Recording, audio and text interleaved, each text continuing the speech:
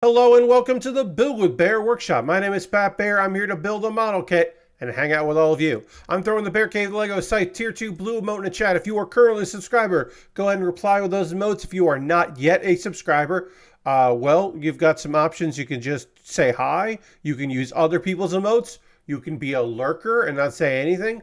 You've got options, and I'm here for you, and you have many options. Lashbrook is here. Hello, Lashbrook. Happy to have you here. Welcome, welcome. It is a Saturday night, and Saturday nights are all right for model kit building. Starting a brand new kit, the Black Knight Squad Shi-ve-A. That's spelled SHI-I-V-E dot capital A.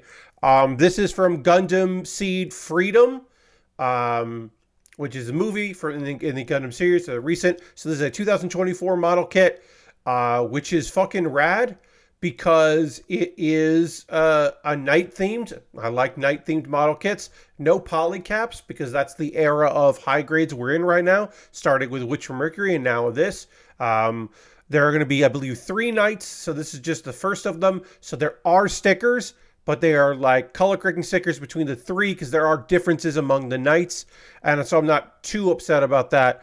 There's some variety, lots of good instructions here because, you know, it is a modern kit. So they're kind of telling you what's going on. You start with the color pages in the front instead of the end, which I like. Before we get into that building, a couple housekeeping things. One, we are currently at, boom, 45 subscribers. The goal is to get to 88. Now, if you are unaware of why that specific number, it's because I am turning 44 this month, and that is double my age, and I am doing a birthday subathon. So we'll hit that right there so you can read that. At 44 subscribers, which you're already at, we unlock. So that means we're going to start the stream with a Royal Rumble in WWE 2K24, a Nightmare Royal Rumble specifically. And it means that we have unlocked the McNugathon. The actual event is on Friday, June 21st, so that is just 6 days away, starting at 3:30 p.m., running till question mark. I don't know. Hi, Aristocrat, welcome. But yeah, because I'm at 45 subscribers right now, it means that when the stream starts, I will eat 1 McNugget out of the 44 that I will have. I will eat 1 McNugget. And then I'll eat 2 or 3 or 4 or 5 or whatever, depending on how many subscribers I get. Up until 88 subscribers, which will be 44 nuggets, which is my age in nuggets. And yeah, so it's all tied together. It will be silly. It'll be a fun stream. We're going to play some Hearthstone. Again, more WWE2K stuff besides that. I'm working on a card of some stuff, got some CPUs to put in. It'll be a good time, and you should come see that stream. And I got some wrestling, I got some classic Joshi to show you, so I'm excited about that. That's going to be a good time. Yeah, it'll be fun. It'll be a fun wrestling show. Let's switch to the overhead camera. Bada boom, here we go. We are starting with the head. This kit, again, color pages on the front, which is fine, which is nice. Color page here, little instructions on how to do things and things. This is a 2024 kit, so there's going to be English instructions in the manual, which is nice. And we're starting with the head.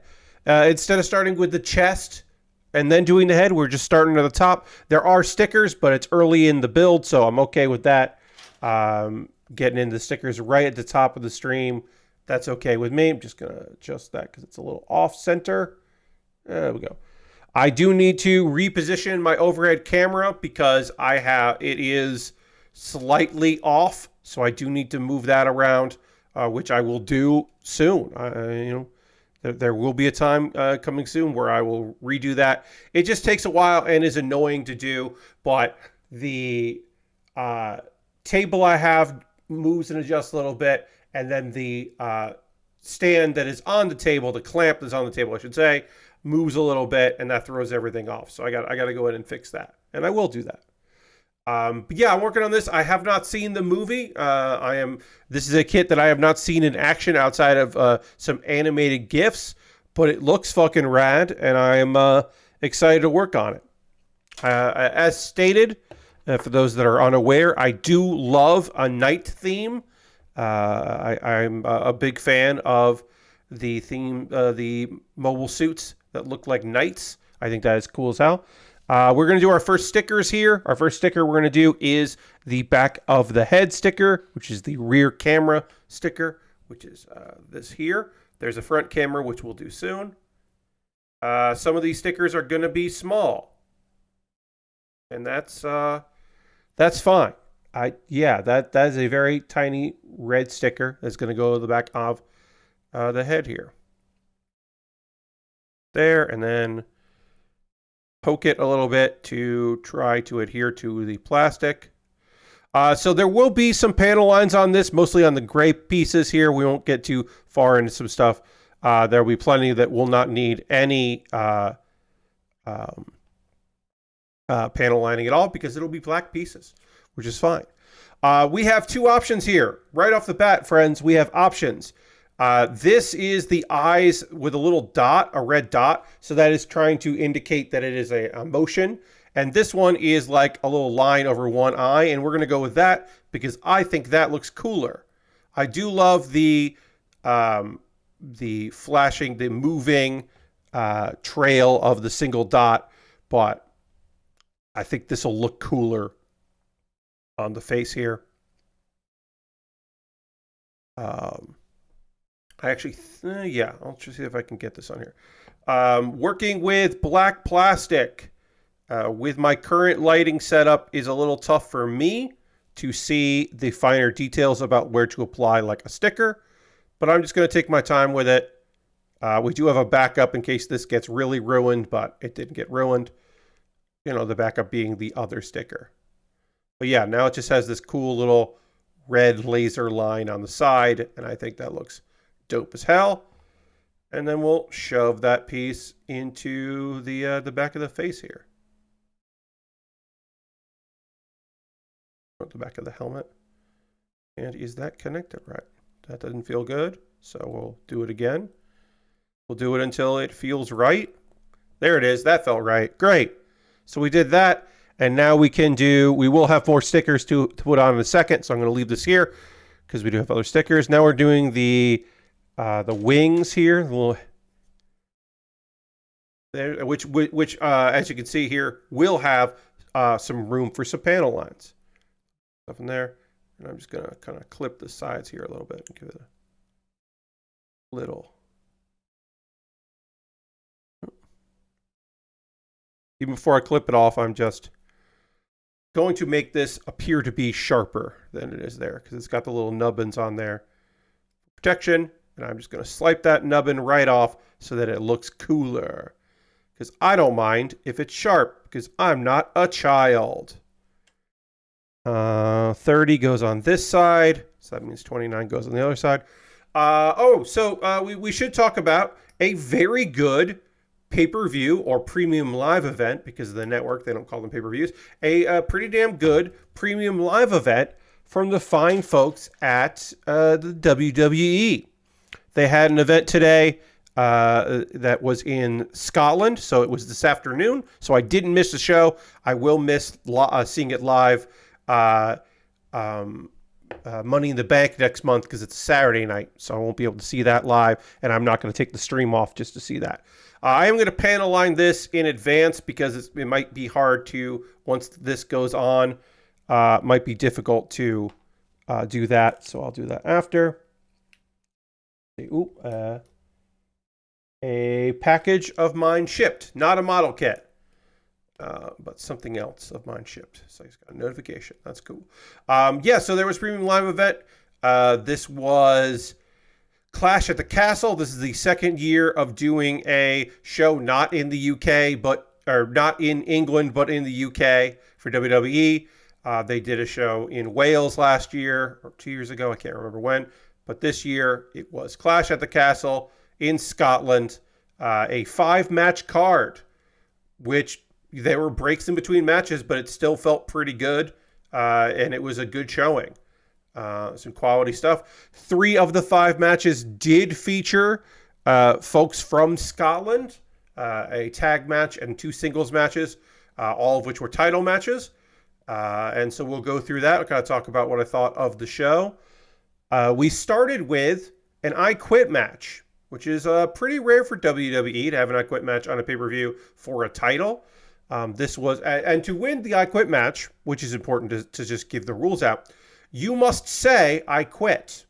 If you are knocked unconscious or loopy or something and cannot, it's not like a 10 count or anything like that, or a technical knockout. That doesn't work. You've got to say, I quit to win or to lose. If you say, I quit, then you lose.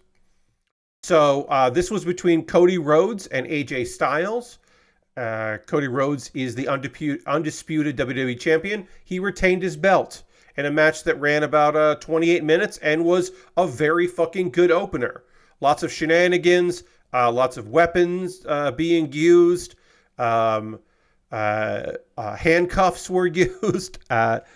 It ended with AJ Styles quitting before Cody Rhodes could hit him with the steel ring steps that he had brought into the ring, because AJ Styles, who had introduced the handcuffs previously, he was cuffed to the rope so he could not escape, and he was trapped, and he did not want to get hit. Weirdly enough, Cody was not interested in getting hit with the steps, and so he quit. And it was a good match. Good bullshit. Good bullshit in that one. A good start to the night, because that wasn't going to main event, so it was best for it to just kick off the night. I thought it was solid. Cody is just having some good matches. Now, I had said, I actually lamented, or I not lamented, I was happy that Cody, for the most part, at this point, has just had good storyline matches with credible challengers. And it's been awesome because he hasn't been involved with, at any point, with the Bloodline. And then he got attacked by the Bloodline after the match. But thankfully, Kevin Owens and Randy Orton were there to make the save. So I assume that is setting up for perhaps a match at Money in the Bank with Bloodline versus Cody's crew. That's my guess, is maybe that's where we're heading to. And my hope is that it actually leads to Randy Orton turning heel, or as a babyface to wanting a title shot, because I really want to see, while Randy's in good shape still, Randy Orton versus Cody Rhodes, because there's a lot of history there between the two of them. I would like to see that. I don't really want to see Cody with this version of the Bloodline, but it does allow for them to be doing something before SummerSlam in August, which is when I assume for SummerSlam we will have the return of Roman Reigns and perhaps the formation of like a different version of the Bloodline. Because there are two other people that have not been introduced to the Bloodline yet, one of whom is another of Haku's sons, who just finished up with New Japan, and the other is a cousin of by blood of a bunch of the Usos. So it would be good. He's a Fatu. It would be good to get him in there. Well, Jacob Fatu, who has been signed for a while, but they haven't used for anything. So my assumption is that we'll have Bloodline versus Bloodline at SummerSlam. That's my guess. Will it be something else? I mean, certainly could be. I ain't saying I'm a mind reader. I'm just saying that's my guess. That's what's going to happen at SummerSlam. Okay, so up next was the Triple Threat Tag Team match for the WWE Women's Tag Team Championships. This was interesting stipulation.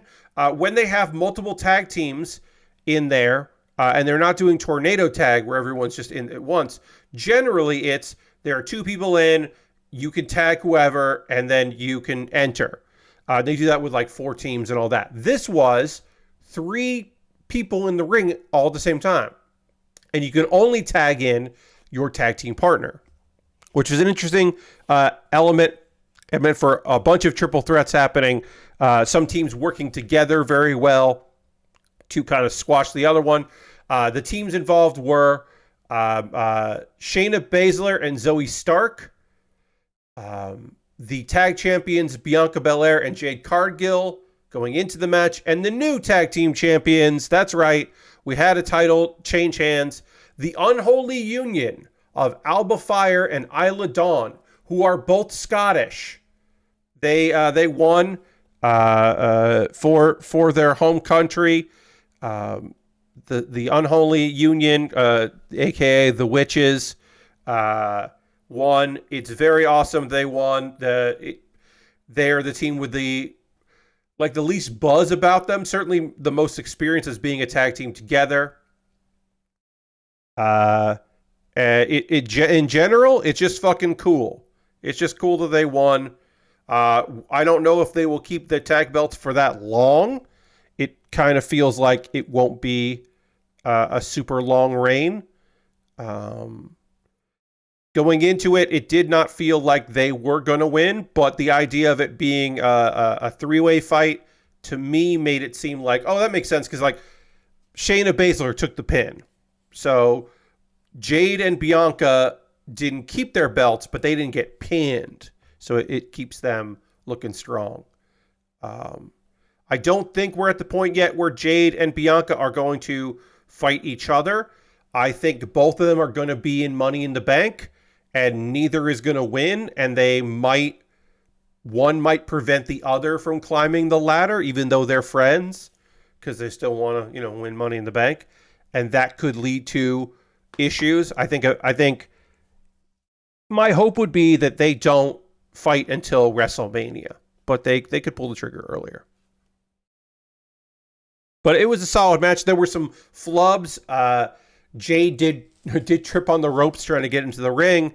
There were a couple miscues here and there. There was a point where it looked like, I think it was Alba got hurt a little bit. It wasn't a perfect match by any means, but it was still solid. We're done with the head. This just looks fucking rad as hell. God damn, that looks cool. This whole kit looks rad, but this in particular, this head just looks dope as hell. The Black Knight Squad, Shi-ve. We'll put Shiva's head over there. And then we'll move on to the chest, which does not have stickers. I do not believe that this has any stickers at all. We'll get this going here. Because, I think this is just layered plastic. You would think that maybe the floppiness of the ropes is one of two things I heard about the show. Yeah, Lashbrook, there were two moments due to ropes that were scary, and one of them was Alba, right, or Isla, and I apologize, I cannot remember which one, but it was right at the start of the show, and it was a little like, oh no, but she seemed okay, maybe just banged up. There was one later, which we'll get to. The third match of the night featured Sami Zayn defending his Intercontinental Championship against Chad Gable with Otis, it's Otis, and Maxine Dupree in his corner. Chad Gable used to be a babyface, but he's so obsessed with winning the Intercontinental belt that he has turned heel, and he's being a real dick to the various people that are in Alpha Academy. And Sami Zayn retained his title. I would like Chad Gable to win that belt at some point. I don't think it's going to happen. I do wonder if we are leading into, because during the match, Otis just did not want to cheat on Chad's behalf. Maxine did not want to cheat. Maxine ended up getting injured. Otis decided to prioritize Maxine's health and well-being over looking out for his boy, to which Chad Gable was very unhappy about, which is, understandable, even if he is piece of shit. He was understandably unhappy with his members of his crew not looking out for him, and he lost. It was a really good match. Sami Zayn and Chad Gable are really fucking good at wrestling. They're very, very good. They're just really solid. Oh, I should say, there was a moment in Cody versus AJ where there was supposed to be a, like, oh, I'm going to suplex you. Oh, but you're suplexing me. And then, like, a flub happened that looked kind of bad, but everybody seemed to be okay. So there was that. I guess I should have said that. There were a couple moments that were a little scary tonight. Or today, I should say. All right, so now I need A10, A11, A8. We'll get A8 out first because that is the easiest one to pull out. Then we had the first of 2 singles matches featuring someone from Scotland. Piper Niven, along with Chelsea Green in her corner as her second, tried to win the WWE Women's Championship against Bayley. Bayley the champion. Piper Niven is from Scotland, born and raised. She is a heel, but she was still like, and she did get booed. She also got cheered. This worked out really well because the Scottish crowd were still going to boo her for being mean, and it helped a lot that it was Piper versus Bayley. And Bayley is beloved generally, and specifically in Europe. Europeans like Bayley quite a bit. The football fans have a chant. They have a negative chant about people that uses the song "Will You Be My Girl," and the lyric "Hey Baby" can be easily changed to "Hey Bayley." So a song that is often used to yell at someone. Instead, this was a positive interaction with Bayley. And the last time that Bayley was in the United Kingdom in any stretch, she was a heel. She's a baddie. And she did not like their chants. So this time, she did like their chants. And it was nice. A nice bit of business. All right, so it's got to go like that. And then this goes in here. I think I did this right. If I didn't, I will fix it. I did not do that correctly. Okay. Because that just does not want to go in right there. There's a lot of small little pieces to this kit and a lot of odd ways to do things, which I'm excited about. I like this kit. This kit's got cool vibes to it. All right, I'll put that there. All right. Let's see if I can remove this piece and adjust it. The match was solid. There was a point where Chelsea Green was kicked out of the match. She could not be at ringside, and she came back wearing a lucha mask, which you're like, well, everybody knows that's Chelsea Green, but then she still was a distraction, and Bayley almost didn't win, but then Bayley did win. There was a killer move. Bayley did couldn't use her normal move against Piper Niven, who was just a big gal. So instead, she did a modified like crucifix pin that looked fucking awesome. And I bet against a smaller opponent would look even better. And I'd rather she do that because that move kicked ass. She did do a off the second rope Bayley to belly, which is the belly to belly suplex. That did look cool as hell. Piper was just game. Piper Niven, he's going to drop back down the card, which is a shame because Piper can talk. They let her cut promos. She is excellent on the mic and a real force, and I hope that she has a little singles run at some point. Because, yeah, she's excellent, and this was a good showcase of just how good Piper Niven can be. And then the main event, Damian Priest was defending his World Heavyweight Championship against Drew McIntyre. Damian Priest is a member of the Judgment Day, but because of a match stipulation for previous, Dirty Dominic Mysterio, Finn Balor, and JD McDonough, also of Judgment Day, could not be at ringside. So it was a one-on-one encounter. Now, you may know Drew McIntyre is a heel. He's a dastardly heel. He hates CM Punk.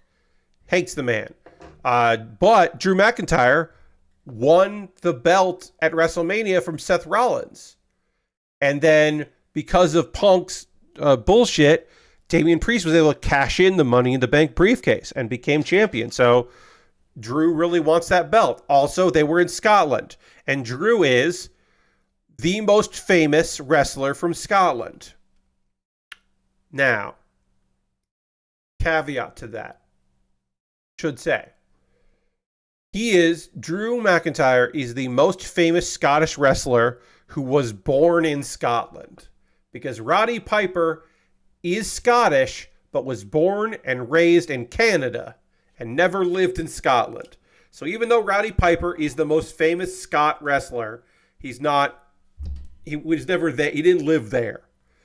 Drew McIntyre also, when he was released from WWE, went back to his home promotion, which was right down the street from where they were there in Glasgow, and is a certainly incredibly well-respected member of the wrestling community and loved. So even though he was a heel, he was facing another heel, which is smart. Have him face another heel, because the crowd was never going to boo Damien, or never going to cheer Damian Priest, and they certainly weren't going to boo Drew. There was a spot that absolutely sucked. These are two big men. This was going to be a brawl of a match.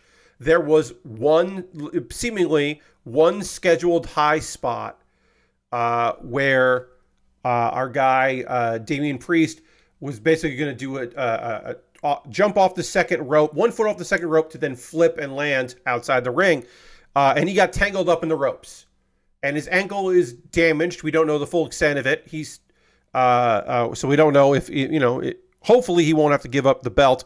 Spoiler alert, Damian Priest retained the title with shenanigans, which we'll get into the shenanigans. But that was early on in the match. And it was very clear that he wasn't doing great with one of his ankles. But he was able to do it, again, mostly power spots. Hello, welcome. This match was solid. This is a really solid back and forth between Drew and Damian. At one point, the referee got bumped. Referee took a hard dive. Referee was out. Drew makes the pin. There's no referee.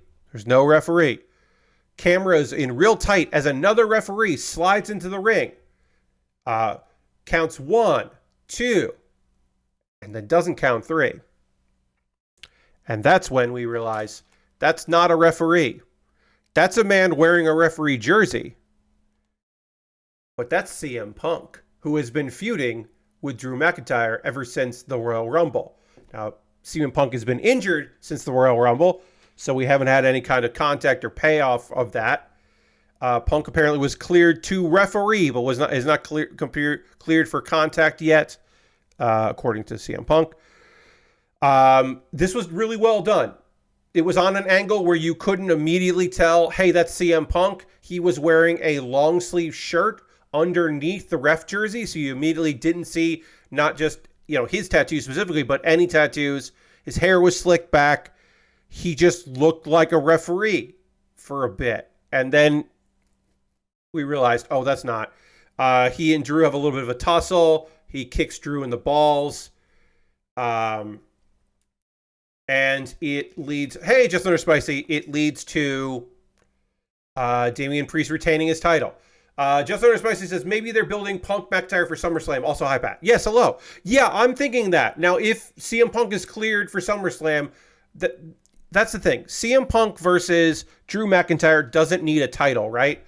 If Drew had won and then he was going to face CM Punk, it's like, we don't really need that. Now, should also say, because of King of the Ring having some kind of stakes this year, the winner of King of the Ring is Gunther. Gunther has a match at SummerSlam. He can fight a world title match at SummerSlam. Gunther versus Drew would be fine, but it works way better. Damian Priest versus versus Gunther works way better because Damian Priest can turn babyface because his whole stable is kind of falling apart. And so maybe he goes babyface and then he faces Gunther. Or I guess you could make Gunther babyface, but I don't think you need to do that. So yeah, my assumption is we're going to see Drew versus Punk, and it doesn't have to be for the title. I am going to say something positive about CM Punk, which is rare for me these days. I think CM Punk doing this literal heel move, because maybe maybe it's revenge in America, but in Scotland, this is a dick move. And there were some people that were psyched to see CM Punk, but that's mainly to see CM Punk not happy for what he did. But the idea that that guy has to leave the country. He's going to get out of the fucking country of Scotland after costing Drew the belt. Good luck, dude. After costing Drew the belt twice, this is now the second time. The first time you could say is accidental. This time was clearly on purpose. He wore a ref jersey specifically to go in and fuck over Drew McIntyre.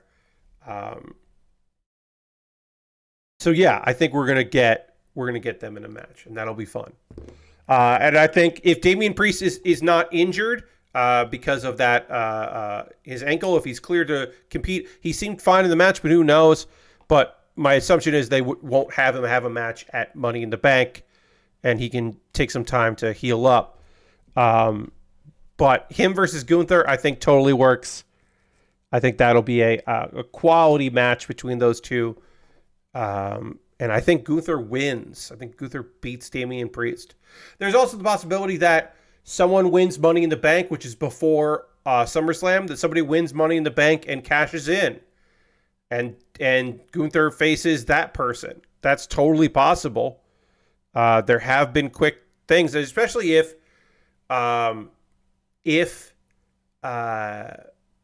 Damian Priest is injured and they just want him like there in the building, and he gets, he's cutting a promo in the ring and he gets attacked by the person that just won the briefcase that night. I think that's an easy way to take the belt off of him while keeping him looking. Then he can come back and win it. I think that's like totally fine. Match itself, card itself, solid as hell. I think SummerSlam is looking really fucking good. I don't know where Sami Zayn goes after this. I think this should be the end. I do not think Chad Gable should get another opportunity. I do not think we should see them again. I don't know where they go with it. The one person I thought of was Braun Breaker. Is it too soon for Braun Breaker? Because I think if Braun Breaker has a Intercontinental title opportunity, he should probably win it, and maybe that's too soon. But a mid-card belt, building somebody, Sammy putting Braun over is a show of that they're like interested in seeing where he goes with it. I could see that happening. But I think next for Chad Gable is Alpha Academy imploding and all that, trying to figure that part out. I think that's hopefully what's next. I think Chad and Sammy are done, and for a while at least, it should be. Again, coming out of this, looks like we're going to have Bloodline versus Cody and friends. Fine place for Kevin Owens. Fine place for Randy Orton. Fine place for Cody Rhodes until they're getting ready for whoever he's going to face at Autumn or SummerSlam, I should say. I think that's, unless it's going to be those three of them, I could see them doing a 3-on-3 at Money in the Bank, and then we figure out who the fuck Cody is, and like I said, maybe Randy Orton. We're already looking like we're slow building. Some people thought, were they building for Money in the Bank? I think they're really slow playing Logan Paul and LA Knight, and it's for SummerSlam, because SummerSlam is going to be in Minnesota, the home state of is it Cleveland? Yeah, whatever. It's gonna be where Logan Paul is from. Wherever the fuck. Logan Paul has a connection to that place, so I think that's where it's gonna be, and I think that's where that match is gonna be. But it could be Money in the Bank. I don't know. I could see that being where we finally get Logan Paul to lose that goddamn title. But who knows?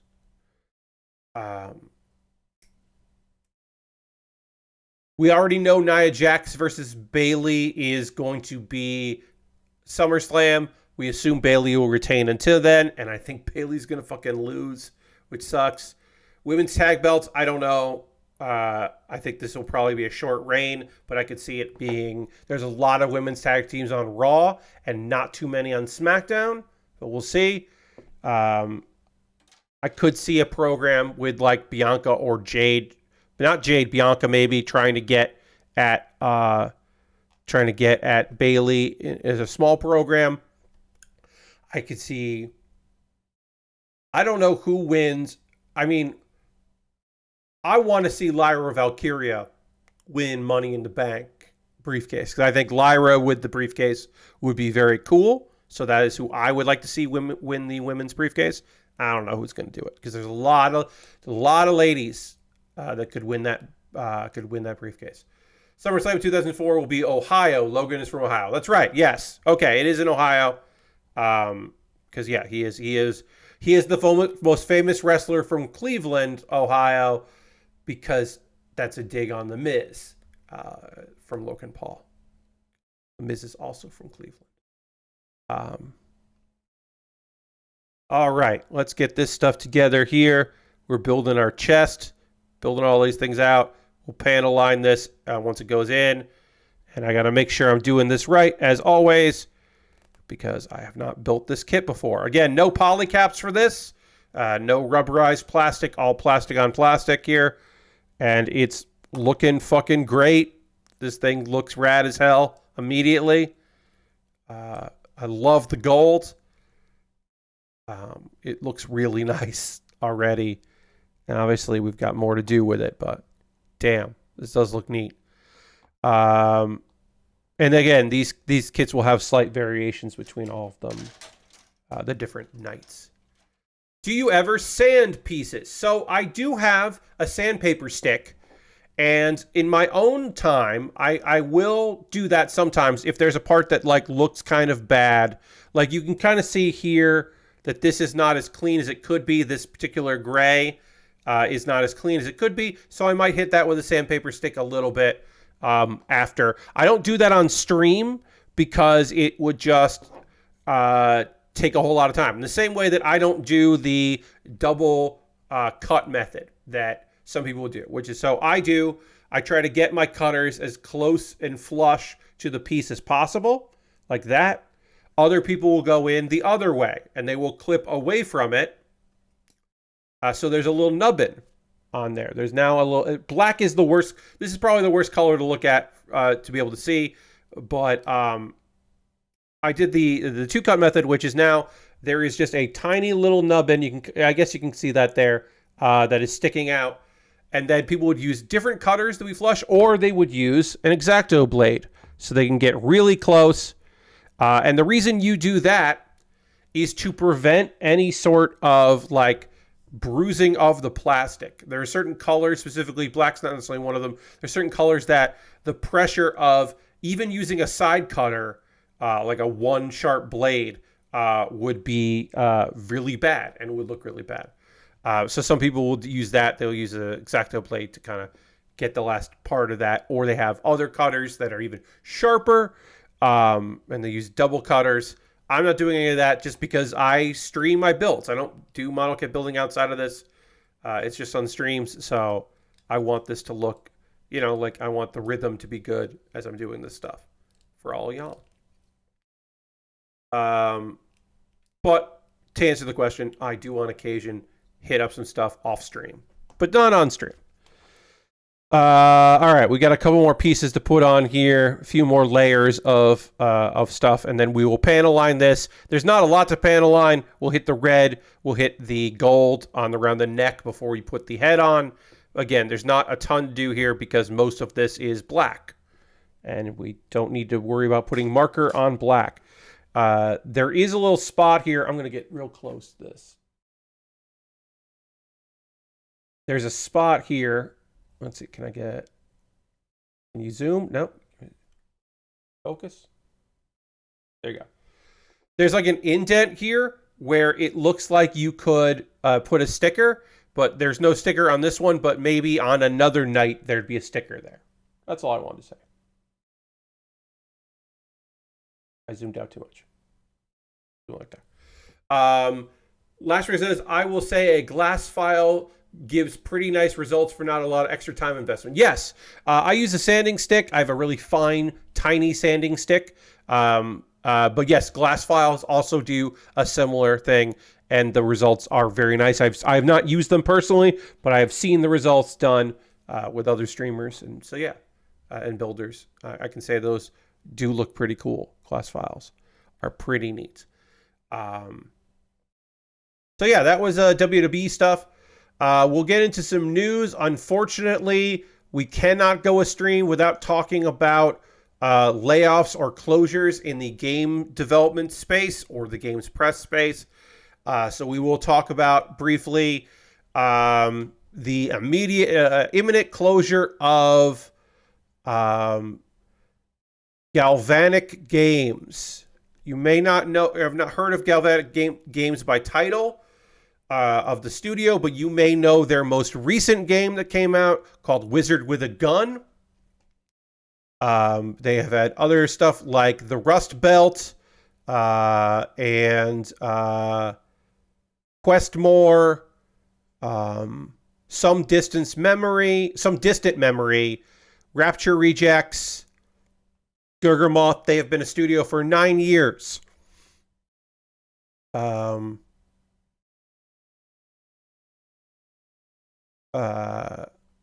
the founder, Patrick Morgan, basically said Wizard with a Gun didn't sell as well as they would hope to keep them afloat. It did not do phenomenally well. And normally that wouldn't be the biggest deal in the world, but they did not have other games. They did not have other projects lined up. So they were kind of forced to put all their eggs in one basket. And that did not pay off for them. And they are unfortunately closing. I do not know how many employees that is.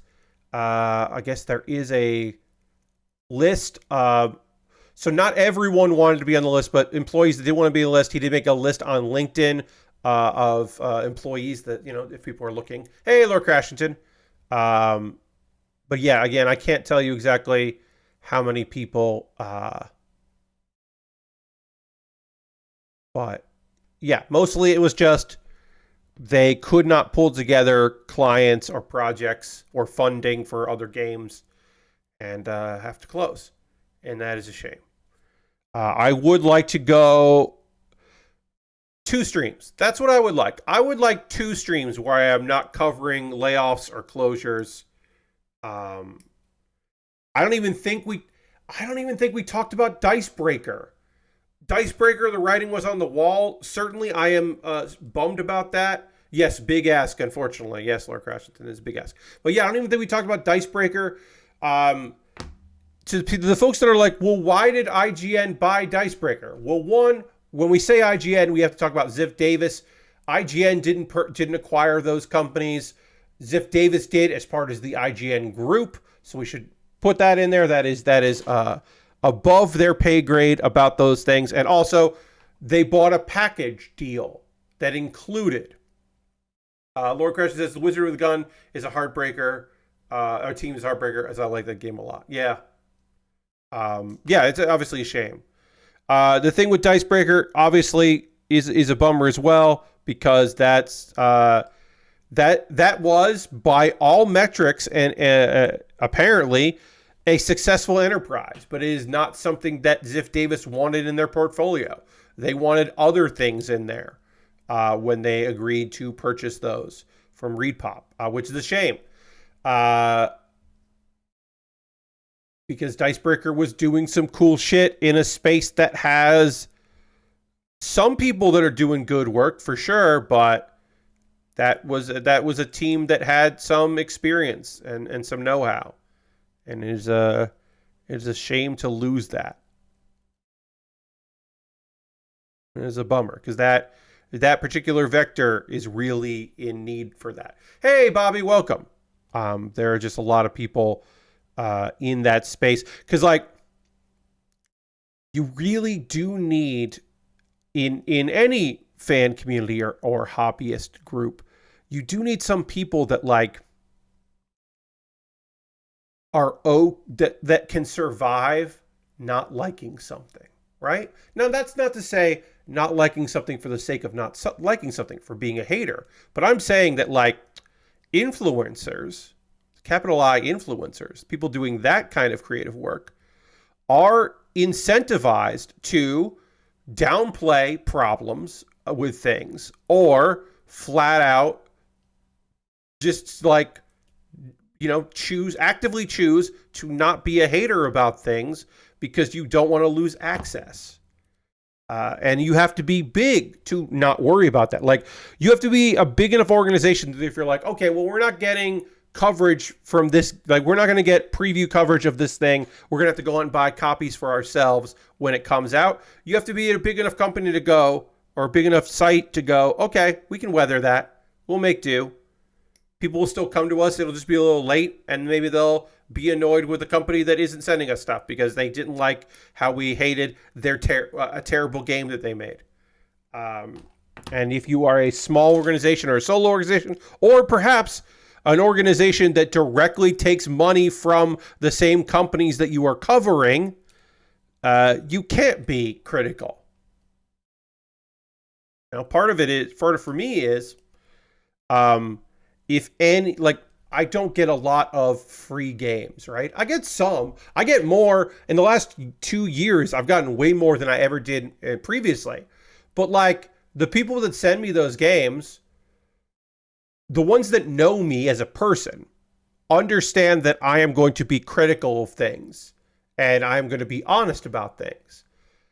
And the people that don't know that can at any time decide they're not going to send me things.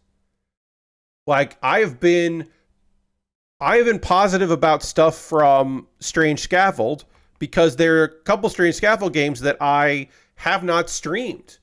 Life Eater fucked me up, and that is me saying nice things about Life Eater, but I wouldn't want to stream Life Eater. But I got a code for Life Eater, and if they wanted to say, "Hey, you never streamed this game. We're not going to send you the next one." Okay, sure. You can say that. That's well within your right. No skin off my nose, because I'm not trying to make it as a streamer who covers all of the latest video games. No skin off my nose. I'm still going to apply for a free DLC code of the next paid when the next paid DLC for Power Wash Simulator comes out in the future. I'm still going to request a code for that and not get it, and that's fine. They don't need to give me one. I would like it, but I don't need to because I don't have that much skin in the game. If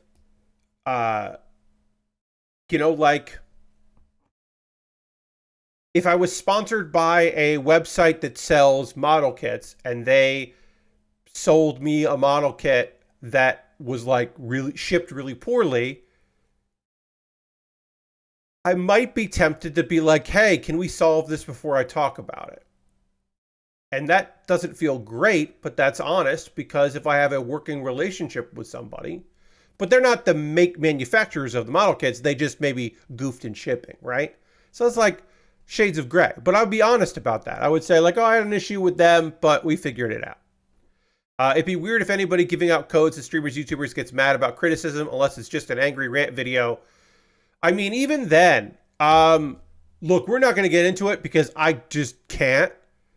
Yahtzee had a very even-keeled for Yahtzee review of a video game, and the creator of the video game got very mad because Yahtzee didn't get it. And to me, I would say, why are you giving codes to Yahtzee? Why the fuck? If you are not thick-skinned, why would... Because if you think, well, you know who's going to love my game? The guy whose whole fucking deal is being hypercritical of things and sometimes speaking in hyperbole, like, you have to be kind of cuckoo about your game to think that. Like, and again, I should state, Yahtzee's review, pretty fucking positive overall. The main dev giving out codes is a receipt for that kind of reaction. Yeah. When I was writing as a game critic, says Strafe Gabe, PR managers usually knew when they assigned stinkers and didn't mind low scores as long as they gave them a heads up. Yeah, I mean, like, look, there's a difference between people in PR sending out codes, right? And people who are developers sending out indie codes, right? Like, in my opinion, you should be working with a PR group and you should never talk about reviews. Even if there's inaccuracies and they don't get the point, or the argument they're making is you don't think is in good faith, don't talk about it on Twitter.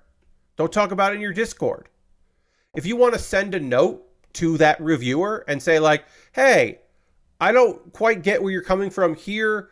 Maybe this context would help you out. Is there something that we could have done to make that clearer to you? Because we're so close to the project that we can't get it. I wouldn't even necessarily recommend doing any of that. But if you have to say something, do it that way. But don't on Twitter being like, this reviewer didn't get it. Because that's just not healthy for anybody. It's usually the difference between PR devs and the producers, directors, executives about how they react to issues when they knew existed. Yes. And again, there is a difference between, there's a dev cycle. You know, there are devs who agree with negative reviews because they're like, yeah, there's a bunch of shit we just couldn't fix in there, or we didn't get it, or yeah, that was a fight. Yeah, that was a fight. Yeah, that was a big fight. And there are PR people who are like, I totally understand what game is what this game is and how it's going to review. And there are PR people that are just like, you didn't love our game. Why? Why would you say mean things? You know, and that just don't get what's going on. Yeah, and then there are people that are higher up in larger companies that are just like, I can't begin to tell you something nice about the thing that you're working on. Like, we're just going to do one whole arm here. Or is that both at the same time?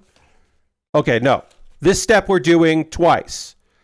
These are the shoulders. We're going to do the shoulders twice here. Couldn't quite figure that out, but I've gotten down now. Yeah, I mean, like, look, I am not trying to say that, is that an art eraser or withering? So, oh yes, this is an eraser. This is a polymer eraser that I use to clean up panel lines.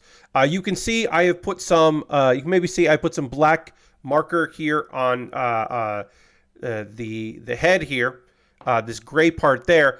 I use the quick and dirty method where I am just going to hit all of the panel lines very quickly with a marker. I'm just going to hit all of those there. And I might smudge it a little bit. I might get outside of where I want it to be. And then I just use polymer eraser, and I'm going to run the eraser over there, and it's going to clean up the lines. And you can tell because this white eraser is now black. Yeah, some people use a little bit of water on a Q-tip to clean things up, or a tissue, or just a Q-tip. I like the eraser because it's fast. And as I said, I am doing the quick and dirty method of panel lining. I could use a panel fill marker, but that is, you know, model kits take as long as model kits take, but I have found good results with that do not take a very long time. So I like using that. And erasers, this is my second eraser since I've been doing markers, for 4 years now, 5 years on stream. I think this is the second eraser I've gone through like one eraser, I think.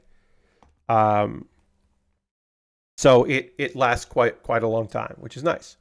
We're going to work on the arms. We are going to take a pause for the cause in a moment or two. I'll talk about ways you can support the channel, go through my ad reads and all that, and then we'll get back into building. We'll talk about some manga because, partially because I watched a wrestling pay-per-view this afternoon. I am behind and did not watch this week's episode of Windbreaker.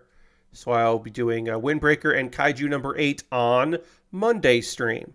Will be a double dose of lovely shonen on Monday.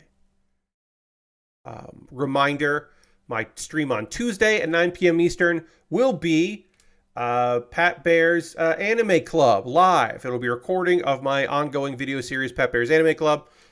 It'll be my spring wrap-up and summer preview. Now, this season's not over, but by the time that video comes out, the new season will be about to start, and I like that. And honestly, this season has been just fine, and I don't think I need to watch the last episodes of a bunch of shows to decide if they're good or not. Like, no, I think I have a good, like, shows aren't going to turn it around at the end. There are shows that I think are well made, but like bum me out. I hate that the newest of all of the isekai this season, that the one that got the most attention and love and budget is the one that I hate looking at. Seventh Prince is so awful to look at. And I hate I hate that art style, and I hate that one's the one that got money. And the other ones did not get any fucking money. Holy shit. Newgate looks so bad. It's so dumpster, like C-tier studio for a manga that I enjoy. It's such a pain in the ass to watch. There's so much anime out now, and a lot of it this season in particular, looks bad. People need to stop hiring Studio Dean to then work with other partners, because they put out some real trash this year. Holy shit. Studio Dean is making a play to be like Mappa or Bones, and they are neither. They do not got it. But they did get a bunch of licenses. Dirty says, but Seventh Prince is so shiny and smooth looking, with I feel great fight scenes. Yes. As I said, they put a lot of fucking money into that anime. I hate looking at the characters. I hate the art style of it. I know that the cherubic nature of the main character is on purpose. It is a design decision to make it disarming that the strongest person in that universe looks like a little fairy, like a little fairy boy, like a cherub. I understand it's on purpose. I don't like looking at it. Same thing with the manga. Every once in a while I'll be like, oh yeah, Seventh Prince. Why don't I read that? Oh, that's why. But they put so much money into it. It looks so good. The fight scenes look so good. Of the new shows, because they put a lot of money in this season, particularly. They put a lot of money into That Time I Got Reincarnated as a Slime. Jobless Reincarnation always looks fucking fantastic. That show has a lot of money behind it. I'm just talking about the new shonen, or not new shonen, the new isekais. That's the best looking one, and it's a bummer because I don't like how it looks. I didn't show this part off. These open up. That's pretty cool. That's neat. Looks good. This kit looks fucking rad as hell. It's one of my 3 shows for the season that also air on Monday. Yeah, there's a bunch of stuff. Like some days, I don't know. This one's a tough season where I'm watching the least of. I shouldn't say that. I'm watching a bunch of anime. It's the least amount of anime that I'm watching that I then want to talk to you about on a weekly basis. Because a bunch of stuff I'm watching is in like there's so many third seasons, but it's in the third season or second half of the second season, or like I can only say so many words about Bartender Glass of God, which is really fucking fun. But like episode to episode, it's just like they made this drink and they philosophized about this drink and everyone thought that drink was pretty cool. And then this character appeared and to set up the next episode. And it's just like, there's not much for me to say about it. It's good, but there just isn't much for you to say about it. Tuesday, I'm going to get way in the weeds about all those shows. But right now, I'm going to talk to you, friends, about ways you can support what I do here. If you are new to the channel, new to the stream, this is my, what I like to call my pause for the cause.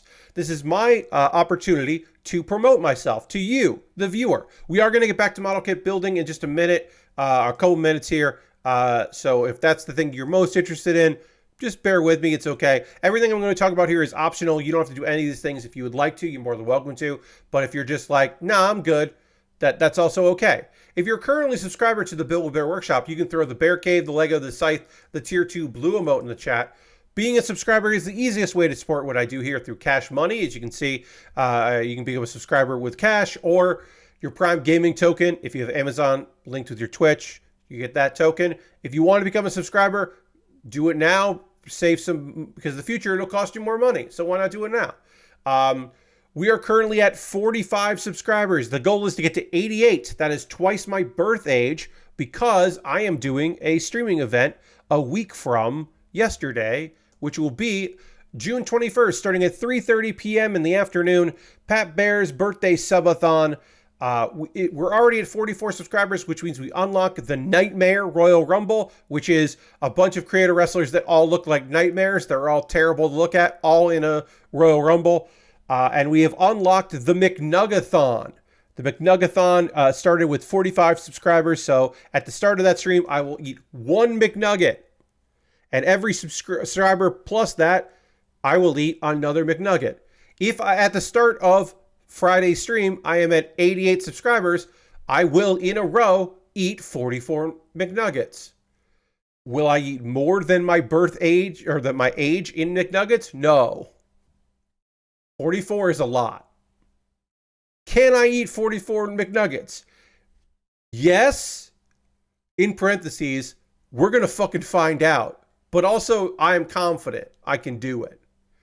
Will I start slowing down? Yes, this is not 60 nuggets in 60 minutes or 100 nuggets in 100 minutes. It'll take as long as it fucking takes for me to eat them. But I'm going to eat all those McNuggets. I will have bought them ahead of time and I'll eat them on stream.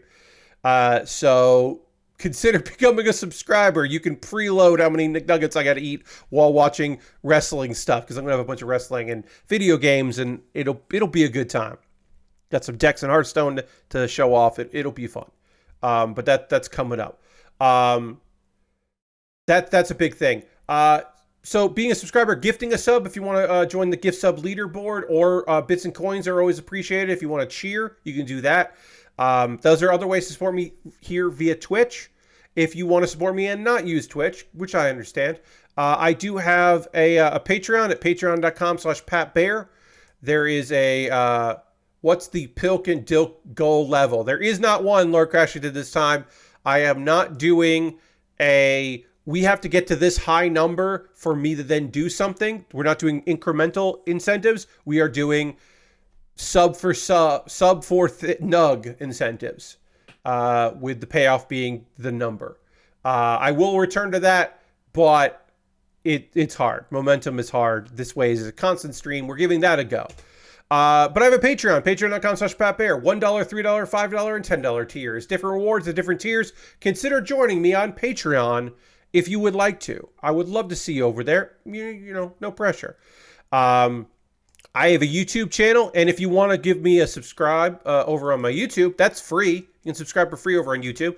You can become a member over there for just $2 a month. You get my Wednesday videos on Tuesday. I have a weekly Wednesday series. You can see that a day early.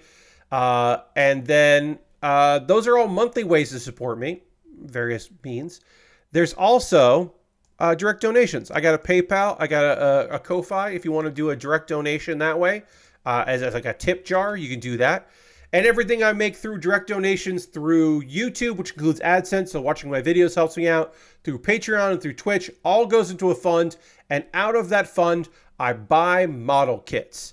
I was able to pick this kit, or not this kit. This kit came from my wish list. That's right.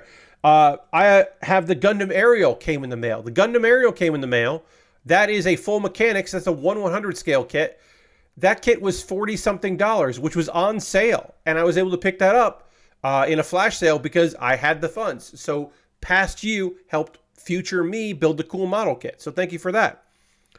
This kit, as I stumbled over, was saying, was bought off my Amazon wish list. The Shi-ve-A right here is a kit that I jumped the queue, became the next thing I built.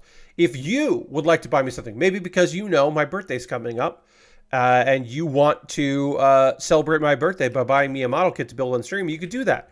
I have an Amazon wish list, and anything bought off that list jumps the queue. Forget my backlog, it becomes the next thing I build. I've got Lego sets, I got model kits, I have inexpensive kits, like there's a quick little slowpoke build that will be very fast to build. That's like a one-stream build. That's $10 right now, with free delivery if you're a Prime member. I got inexpensive kits, I got expensive kits, I got kits that are never on sale, kits that always are fluctuating in price. Pokemon, Digimon, all kinds of different stuff. Obviously, lots of Gundam model kits, some Lego set stuff. all kinds of different things and things. Inexpensive stuff all the way up to very expensive. The Shin Burning Gundam, which is from Gundam Build Metaverse right now, is on sale at a good price. I might pick that up myself at some point if that stays cheap enough. Cheapish, $31 is cheapish, unfortunately. And yeah, I got some tools at the bottom if you want to support me, but you don't know anything about model kits. You don't know what you would buy me to build. You can always just see if there's something there that you'd like to see me put together or gear to help me in the future. And again, optional. All these things are optional. You don't have to do any of these things. But if you wanted to buy me something for my birthday, you could. I have a Throne wish list, which is mostly gear and gift cards because they don't keep a lot of model kits in stock at Throne, but it's nice having an alternative to Amazon. And then USA Gundam Store, if you want to support me the most convoluted way possible. If you want to help me out, that requires lots of steps and various different websites. Okay, you go to USA Gundam Store, you buy a gift card there. They send you a gift card code in your email. You take that gift card code and you send me a DM on Twitter or on Blue Sky or a whisper on Twitch with that gift card code. I will then use that gift card code to buy a model kit from USA Gundam Store. And that is, again, the most convoluted way to help me out if you're interested in doing that and being weird. That way you can. And people have. More people have bought me gift cards to USA Gundam Store than they have bought me things from Throne, which is a wish list website that is legitimate. If you want to support me and not spend any money, I got a Discord. Hey, get in that fucking Discord. Love to have you there on the old Discord. That's a good time. Happy to have you there. A couple video links for you to check out. This week I put up a new episode of Pat Baer's Anime Club. This one has gotten a few views. I would love to bump up those views a little bit more. If you want to learn about Tenchi Muyo, I dedicated a whole video talking about the OVA, the TV shows, the movies, the spin-offs, the shows that are not spin-offs but have been retconned to be in the same universe. Everything from all of the Pretty Sammy shows to Photon. Is Photon really part of the Tenchi Muyo universe? Not to be confused with Tenchi universe. But I talked about all of that and kind of like also the origin. How the fuck did all this shit start? Which is a great tale of a production company being like, we're not going to do that, but we'll hear a pitch, like if you want to make your own show. And that's where all that starts.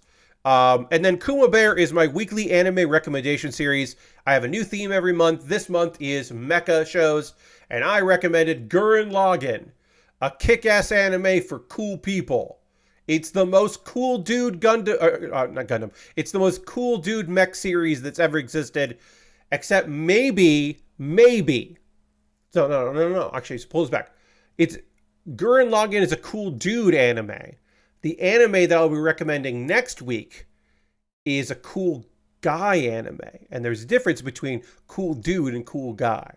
We'll talk about a cool guy mech anime next week. You didn't need to know that. I'm going to talk about some manga I have been reading, and then we'll talk about stuff you're into for the rest of the stream while I continue to work on this kit, because we're working on the shoulders right now. But to get into this kit and to get busy building it, I do need to drink some water. I need to take a water break, and we need to change cameras. We need to go from this shot to the overhead shot, and we're going to dramatically do that right now.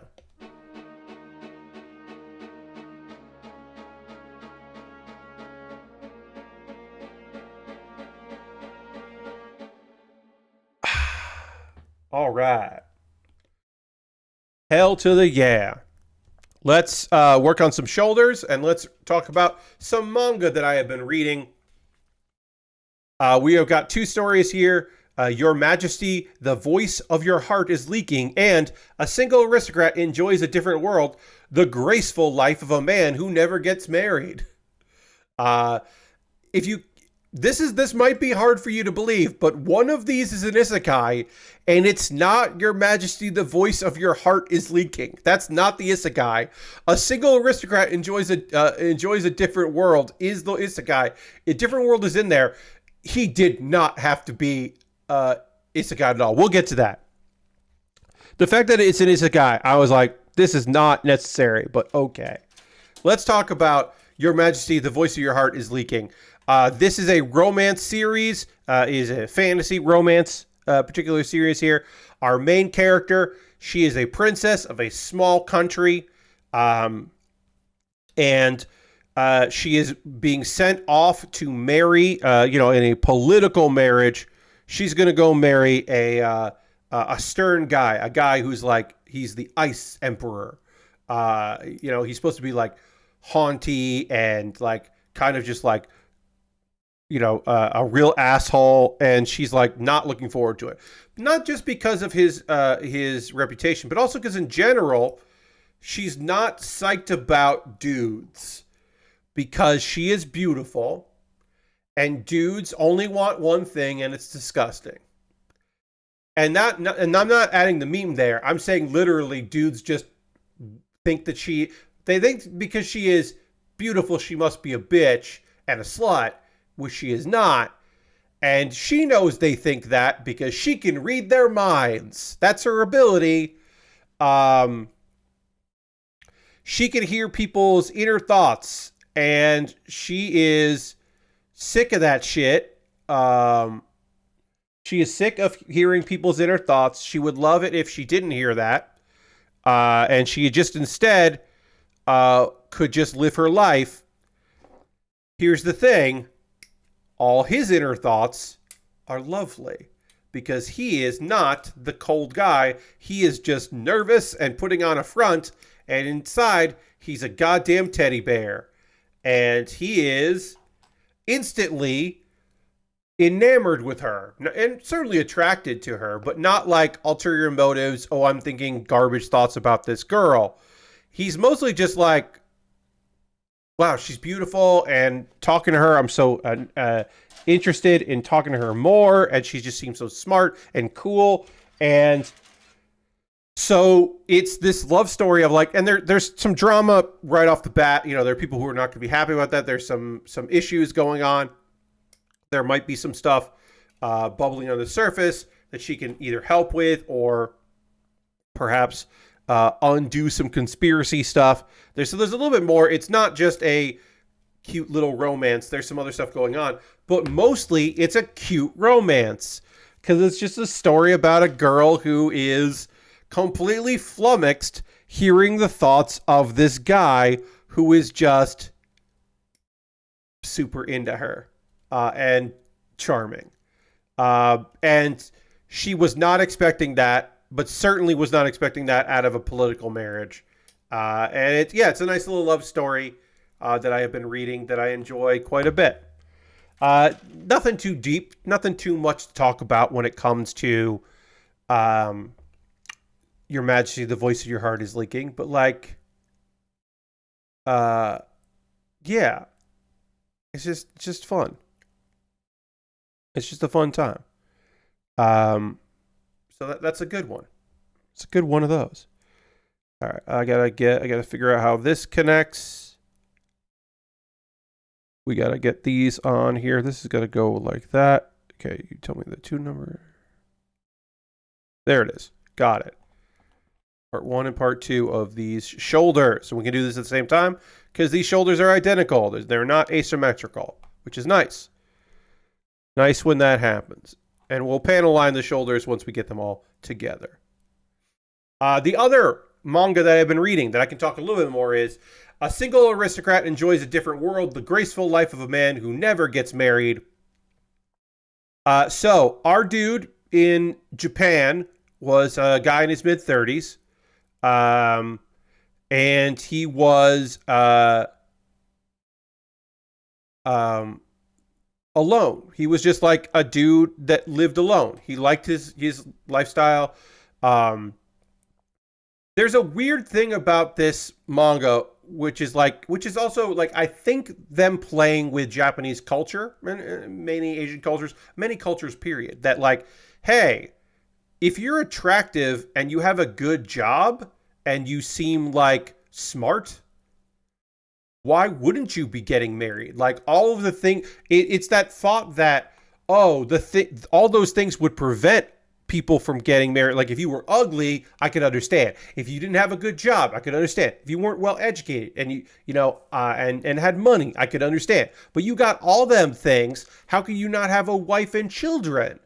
Question mark. Well, our dude is just like, I didn't want those things. Now, he does die at 35, but he dies pretty fucking happy with his life. He does not have regrets. There is not a thing where like he was like, oh, well, I wish I had had a different start. No, he dies and he's just like, oh, it's over. Okay. But it's not over because our main character, or because a god, there's a god, Hitorigami is a god from another world. And he apparently is friends with the god of Japan, or Earth, and is just like, I like that guy. He can come live in my world, I guess. We don't hear him say that because it is a play on the fact that that character is doesn't talk because he is also a shut-in. The god of this fantasy world is also is shut-in as well, and so he can appreciate the shut-in lifestyle. So he's just like, all right, yeah, we can give you some powers. Like, what do you want? And he just like, I mean, you can recreate me. I want to like be healthy, and I should have some skills in some things, and like maybe I could be like a craftsman or something. And so they do that, and the one thing I guess he should have asked for is, I would like a family that doesn't want me to get married, because he has to constantly deal with that. Because even in this life, his second life, he still just wants to be a loner. He works a job. He occasionally sees his employees. He makes good money, and he spends his money on himself. He tries to, as much as possible, dodge his family that are trying to set him up for marriage because he's not interested. He's also not super interested in seeing them. He just wants to live his life. And then he's now 28, in the new world. And so there are moments where it looks like, oh, this show is going to flip the script here, right? Or this book is going to flip the script, and they are going to, we're going to get introduced to a woman that he can be intellectually on the same level with. And I was like, oh, they're going to have him fall in love with this girl, huh? Because they introduce a woman who lives in the same apartment building with him, and they have some interactions with each other. And she's a musician, and he's interested in that. And there's a whole thing with some various magical tools, because he makes magical tools. And they're setting her up, and I'm like, fuck. They're just gonna like play up the fact that like, oh, he didn't want to get married, but then he met the right girl. No, we haven't seen her in a while. We might see her again. He has an interaction with this woman that he's interested in having interaction with, and then that ends. The last chapter I read, he is getting dragon meat for his birthday, and that apparently is incredibly expensive, and normally a thing you would have with a loved one, like as an anniversary gift, or perhaps you would have as like a family birthday dinner for everyone. And everyone is just astonished. He's like, no, it's for me. Yeah, it's just for me. Which I found really funny. Also, I guess, like I said, this didn't need to be an isekai. It is an isekai because a lot of the magic tools he makes are things that he wishes he could have from his previous life. Like, there's a whole arc about him there's a whole mini arc, I should say, about him, like, trying to make better coffee grinders because he finds some people that like coffee the way he likes from Earth, and has like a whole interaction with like designing things. So I guess the design elements of it mean that it makes more sense that he isn't, he's isekai, but it really doesn't matter for the story. Yeah, I like it. Again, there's no action in it. It is a fantasy world. It is a kind of unique isekai. I don't think this will ever get an anime adaptation because it's just so chill without being cute. Like, there's nothing cute about it. But I like it. I think it is a fun book that I have enjoyed reading. And again, that is A single aristocrat enjoys a different world, the graceful life of a man who never gets married.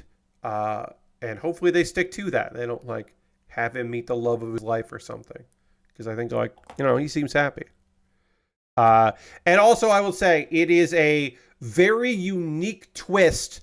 Like, even if this isn't your cup of tea, I think you acknowledge that as far as isekai goes, this is a very unique twist on the genre in that our main character did not have a terrible life and the second life is his reward, because not every anime protagonist in an isekai has that. Like, everything fucking sucked and I died of overwork and now I'm in another world. Or I was, I worked really hard and nothing went my way. Or I was sick and in a hospital all my life, but now I'm free. This one is just like, yeah, I died. Okay, yeah, I'll do it again. Sure. I'm not going to change anything. And I just found that to be refreshing in a way. I think that's a funny idea. All right, looks like I can do 2 of these. Yeah, and then we'll do the right arm and then the left arm. But we did the shoulders here. I'm just going to pop these in because why not? It's fun to look at it like this. Hell yeah. God, this kit looks fucking rad. Cool as hell. That is the manga that I've been reading. I obviously have a lot more. I'm going to have to do like a manhwa stream as well, or a conversation as well. But for Monday, I'll talk about Kaiju number 8 and Windbreaker, because I did not get to Windbreaker today. It came out yesterday, but I just didn't get to it because other stuff was out, and the wrestling. But now is the part of the stream where I want to hear from you. That's right, you. What are you watching right now? What are you into? What's got you excited? I want to hear from you about, if you're watching anything, if you've been reading anything. Are there things that I need to cut out from this? No, it doesn't look like there are. Doesn't look like there are nubbins to cut out here, which is great. But yeah, I want to hear, what are you watching right now? What are you reading? Is there anything that's got you super excited? I always like to hear from friends about that. I will say for myself, obviously I watch wrestling. We talked about it today for most of the stream. That was a big thing. It's super hot around here. I went for a walk today and felt very fucking tired. I felt so goddamn tired after my walk today, but it was good to get out there and stretch and move around. I'll probably just bike tomorrow because, boy, it was hot. It did rain later in the day, which is nice, so it might be a little cooler tomorrow, but I'm doing okay. As far as watching, I'm watching a lot of anime. I'm caught up on just about everything right now. Bartender I got caught up on. I got caught up on most of I think just about every show. And of course, because I want to be ready to talk about those shows on Tuesday. So I wanted to at least be accurate in my thoughts on it. And be caught up on as much stuff as possible. There's still a lot of stuff I haven't watched yet that I might get to, and a bunch of stuff I just know I'm never going to watch, unless I hear from people that like, oh no, Pat, that was actually fucking rad, and you fucked up by not watching that one show, so you got to go back and make sure you saw it, because it turns out it ruled. Like, that certainly is possible that I missed something. No D&D stuff, either my regular group or my the one-off crew. I'm going to try to get some stuff in tomorrow, actually. Tomorrow I'm going to try to get some D&D in with the regular group is not meeting again. We were trying to meet, and that fell apart. Our schedule is just really bad. But my the one-shot crew, the collective I belong to, we are I'm going to try tomorrow because I believe there are some people around that will be around tomorrow, and we can get some either D&D or another system, Fiasco or Lasers and Feelings or something I've never heard of. I'll try to get something going there with the one-shot cruise. It sounds like there was stuff happening tonight, which obviously I could not do because I am here with y'all. So we'll see how that goes. But I would really like to see that or to do that in the future. because I love doing D&D with people, and I want to get my regular group back together because it's been a shame that we haven't been able to do that. As far as video games go, Helldivers 2, the multiplayer crew has been doing that.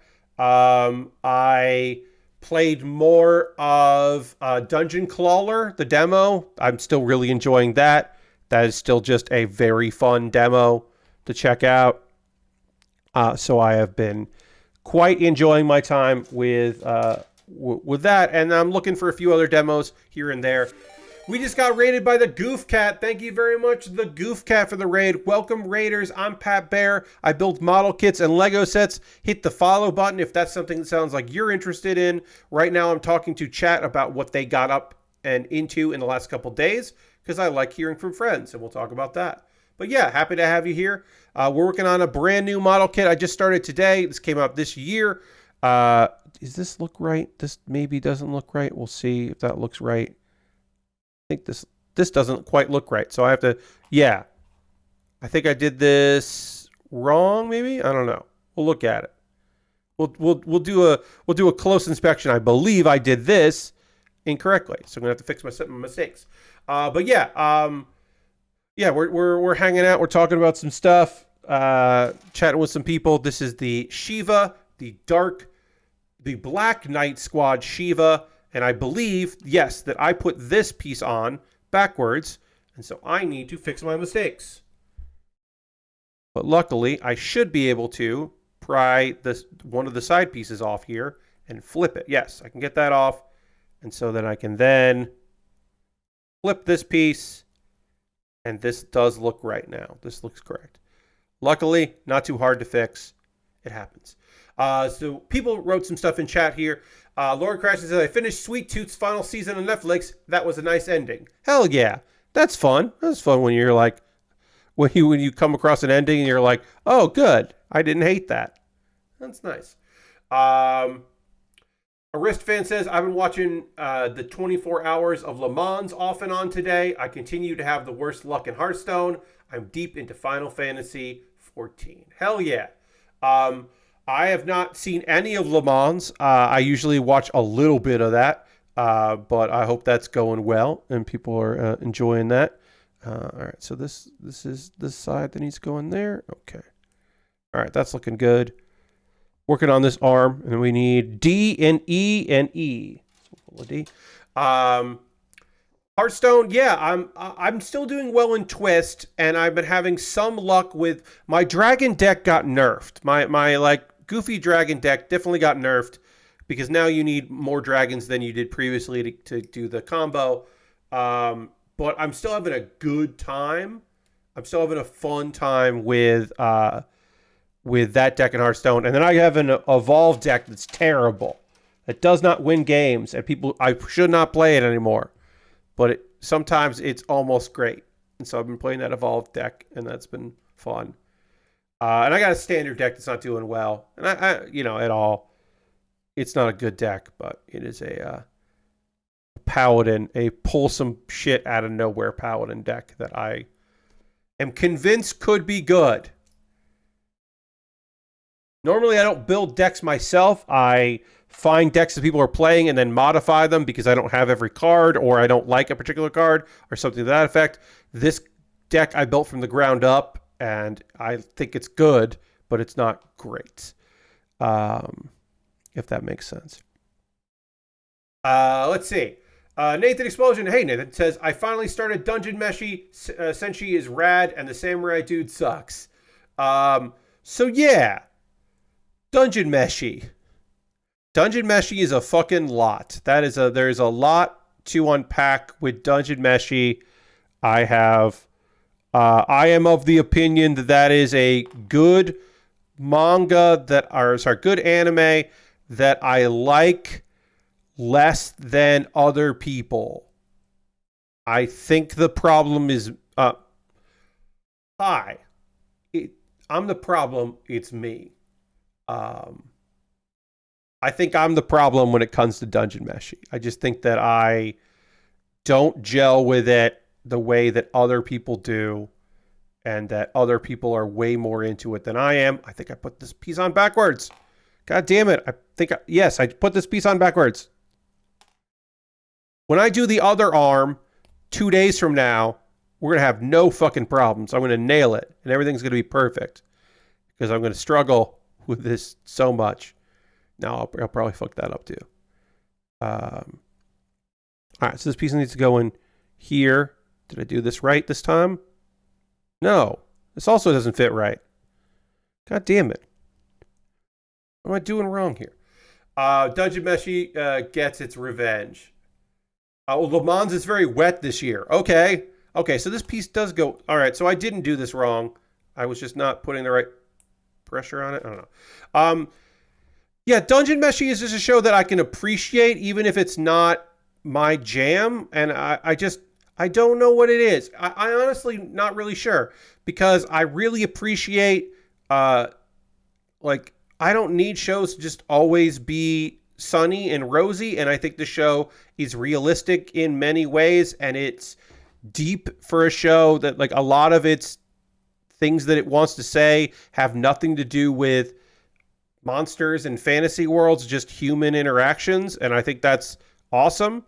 I love how this fucking thing is so much like it's so inspired by old goddamn video games, and that rules.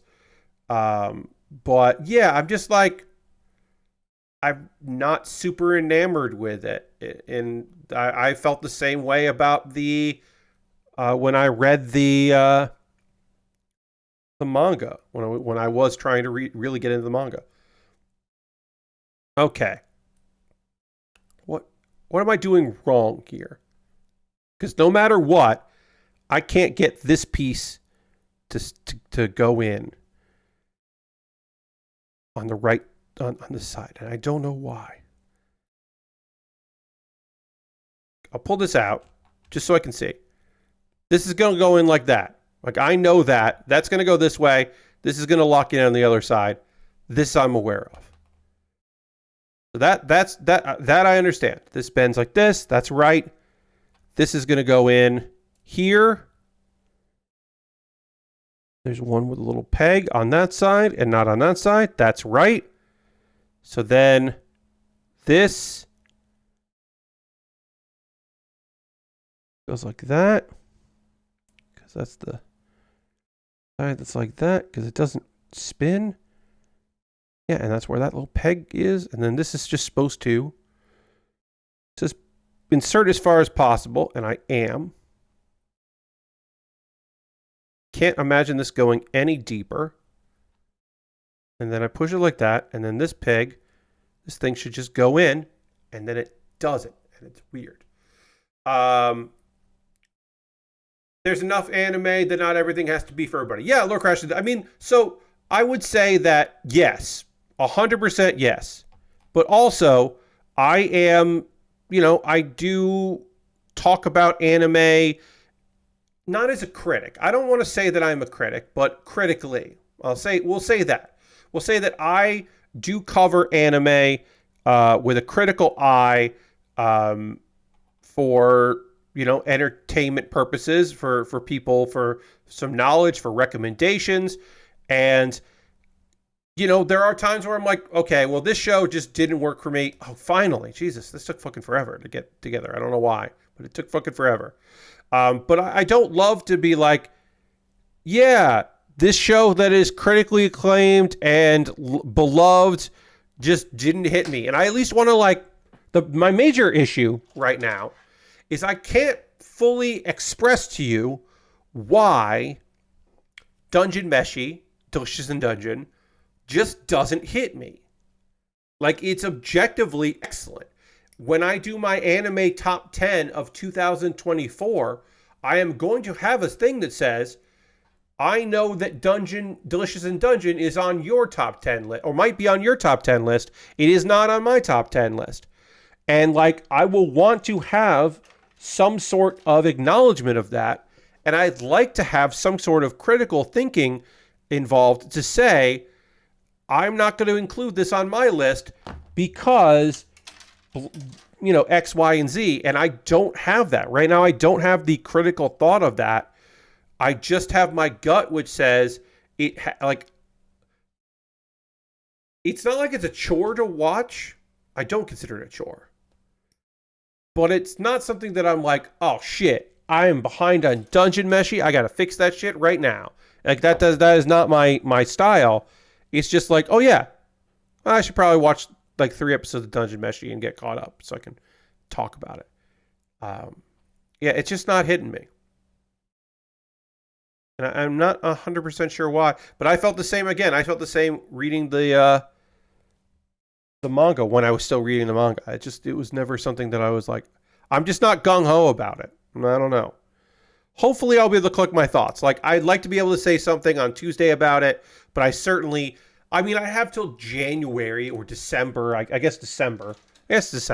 I have till December something to say like, okay, here's my thoughts. Or maybe my first video in January will be like, here's what I think of anime this year. But I will want to justify it, probably. Lashbrook says, I'm getting back into MTG Arena a bit. Got a real dumb combo deck that relies on having no actual lands in the deck and an artifact that does damage by revealing cards in your library until it hits a land. Lashbrook, that does sound like a dumb scam deck. Do you have cards that can act as lands? Because that might be good. Because you probably still kind of need lands. Right? I feel like. That is a really dumb combo deck, though. I do appreciate that. I'm sure when that works, it's awesome. And when it doesn't, it's frustrating. But at the same time, the same thing with Hearthstone. When I play a silly Hearthstone deck, I'm like, well, yeah, I didn't win with this deck. It's goofy. Oh, my goofy deck won. Hell yeah.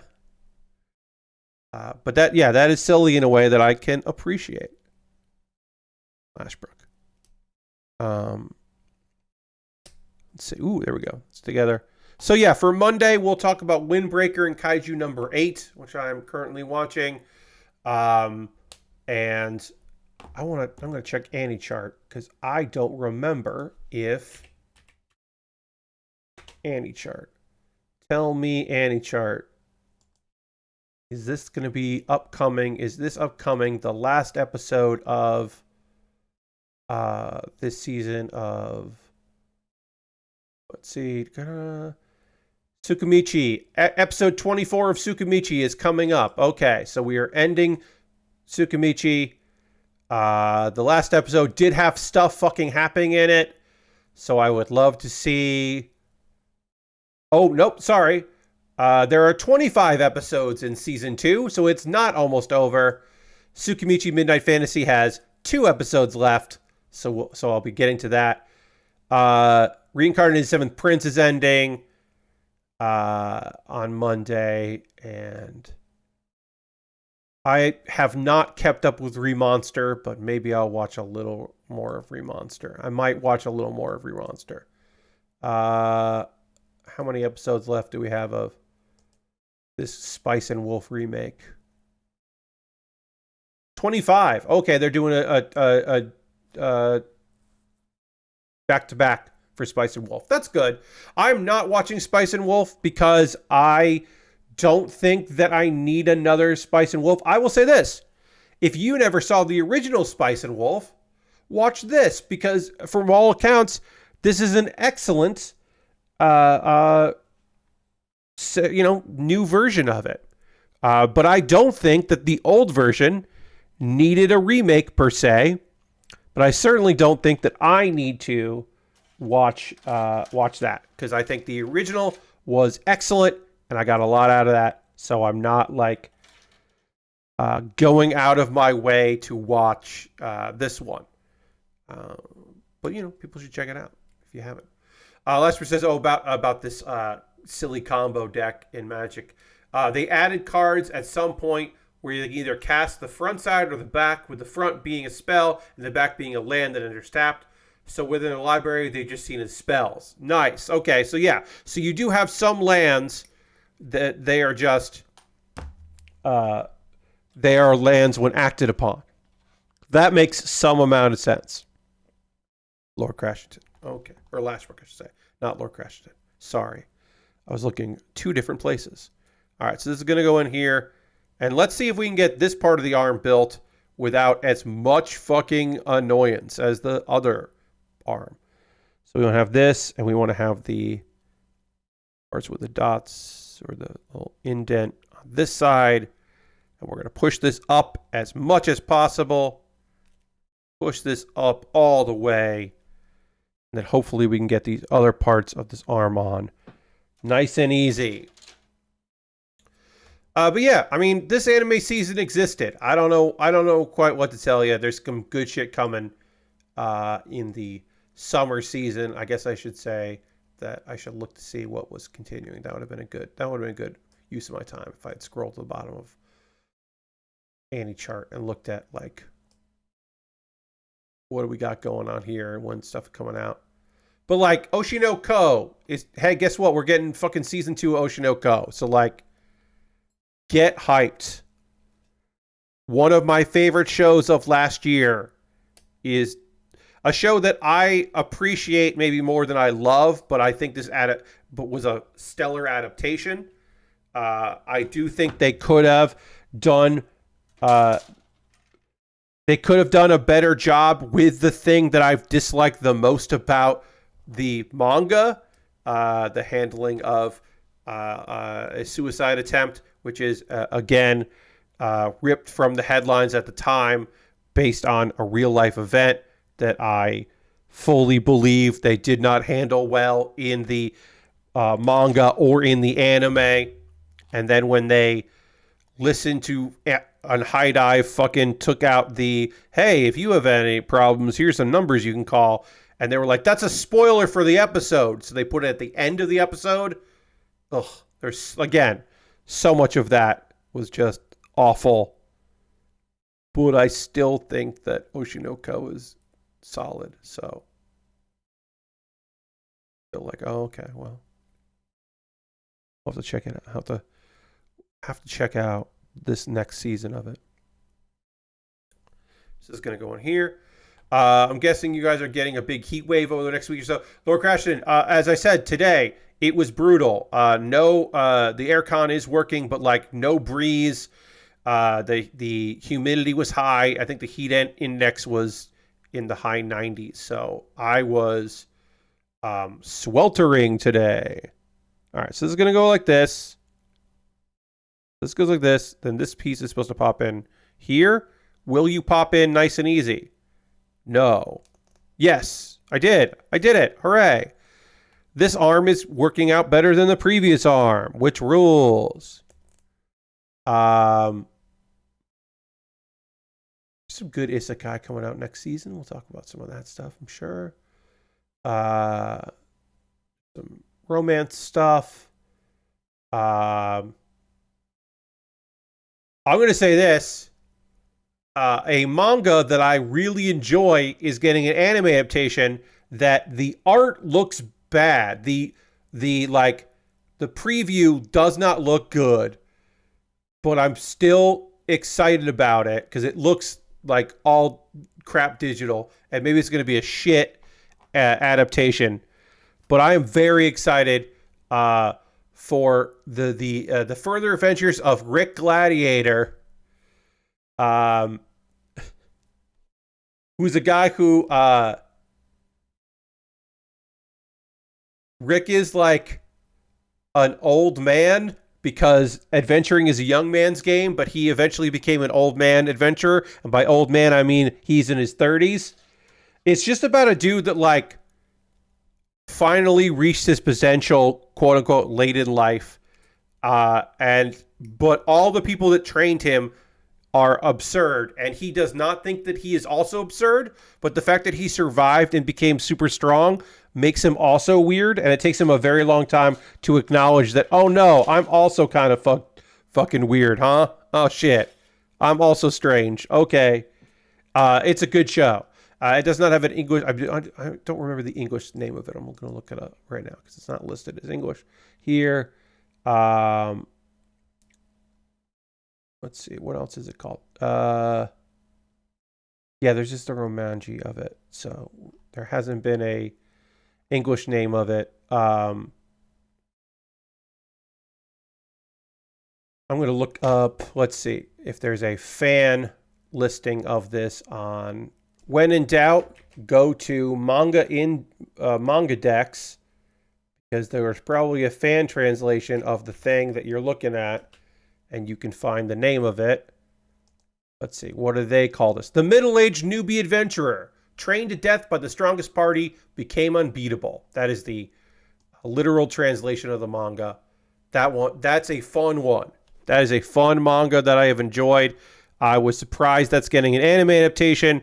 Again, the art of the anime does not look good, and I am concerned that it might end up being a shit adaptation. But I really like the manga, so I'm glad that it's coming out.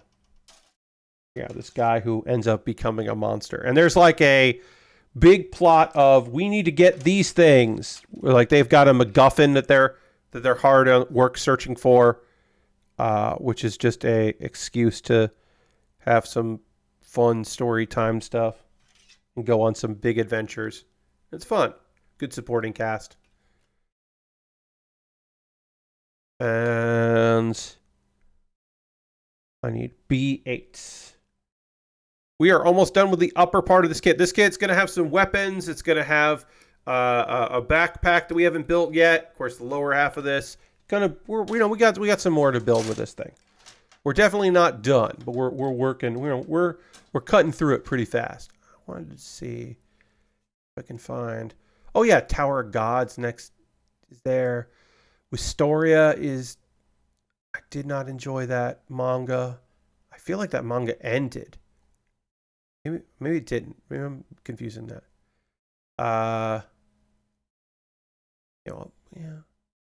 Slime. Slime is a 2-core, so we're getting that back to back, which is awesome. There is a Bocchi the Rock movie, but it is not a new thing. It is a compilation. It is the second compilation, so it's a compilation of the second half of the season. So it is not a brand new thing. Sadly, we're not getting a Bocchi the Rock movie, which is just the compilation things, which are fine, because sometimes they have like a couple new scenes or they did the art differently. And in the case of Bocchi the Rock Re, which is the first one. This is Re. Re had, I believe, the budget. They spent all their money on making some of the rotoscoping look cool. All right, we did a lot of progress on this kit. All I got to do is put a little on here. And so we are going to wrap up for tonight's stream. We will be back on Monday, continuing to work on this kit. Made a ton of progress on it. It's looking rad as hell. God, this kit looks fucking cool as shit. So we will continue on this build in the future. But right now we are going to... there's at least one new song I know of. Yes, Lashbrook. Yeah, they do add some stuff to it. It's not completely just a recap, but it's mostly a recap. All right, so we are going to raid. That is how we end every stream around here. We're going to go find somebody doing cool shit and go spend some time with them. So let's go figure out who that's going to be. Again, my next stream is a Monday, 9 p.m. Eastern, continuing to work on this kit. So feel free to come and hang out for that on Monday. If you came in from the raid and you didn't hit the follow button, please hit the follow button if you haven't already, so you know when I'm streaming next. Because it'd be nice to have you. How long has our friend... Okay, no, that's 8 hours. We are not raiding. I do not know how long they'll go, but we're not going to raid a stream that's been running for fucking 8 hours. Let's run a stream that's running for 24 hours. We're going to join the Le Mans, which has been running apparently for 12 hours. That is Loading Ready Run's version of the Le Mans. Right now, Corey is driving. That's right, Corey's driving. So we are in wacky hours here. So we're going to go raid because that's a really good fucking time. Because Corey rules and Loading Ready Run is fun. And the Le Mans is goofy. So we're going to go hang out for that. Thank you all so much for being here. I hope you have a great rest of your evening. Come along for this weird racing over many, many hours, because that's silly. That's a silly use of your Saturday night. But thanks for being here. I'll see you in the next one. Goodbye, everybody. Goodbye, goodbye, goodbye, goodbye, goodbye, goodbye, goodbye, goodbye.